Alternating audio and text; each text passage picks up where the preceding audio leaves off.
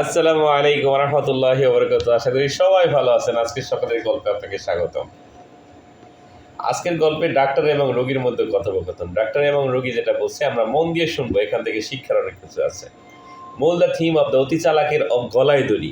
বেশি চালাকি করলে গলায় দড়ি পড়তে হবে, সেটার উপর বেস করে আর কি গল্পটা সাজানো। এক ডাক্তার তার চেম্বারের সামনে মাইক অ্যানাউন্সমেন্ট করতেছে, আমি যেই রোগী দেখব সেই রোগীর যদি রোগ ভালো না হয় তাহলে 500 টাকা রিটার্ন, আমার ভিজিট 200 টাকা। পাশ দিয়ে যাচ্ছিল এক চালাক লোক, সেই চালাক লোক শুনলো এবং তার মনে মনে ভাবলো যাই ডাক্তারকে একটু চালাকি করে 500 টাকা নিয়ে আসি।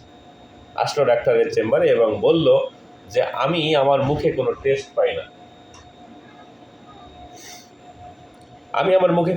পাই না, এই কথা বলার পরে ডাক্তার তার নার্সকে বললো যে আপনি 22 নম্বর বোতলটা নামান, সেখান থেকে 2 ফোঁটা আমার রোগীর মুখে দিয়ে দিন।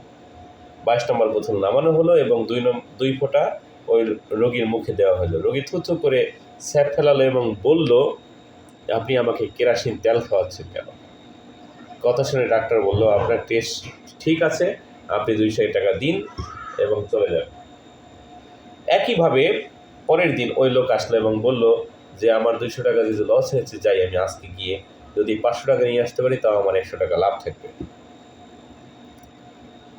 পরের দিন আসলো এবং ডাক্তারকে বলল, ডাক্তার সাহেব আমি আমার স্মৃতিশক্তি ফিরে পাচ্ছি না, স্মৃতিশক্তির লোপ পাচ্ছে, আমি কিছু মনে রাখতে পারছি না। সিস্টারকে বলল যে সিস্টার আপনি 22 নম্বর বোতলটা নিয়ে আসেন এবং তাকে 2 ফোঁটা খাইয়ে দেন। এবার রোগী বলল, 22 নম্বর বোতল তো টেস্ট ফেরানোর জন্য, আপনি স্মৃতিশক্তি ফেরানোর ওষুধ দিন। ডাক্তার সাহেব বলল, আপনার স্মৃতি ফিরে পেয়েছে, 22 নম্বর বোতলে যে মানে টেস্ট ফেরানোর জন্য ওষুধ সেটা আপনার মনে রেখেছেন, অর্থাৎ আপনি ভালো আছেন, 200 টাকা দিন।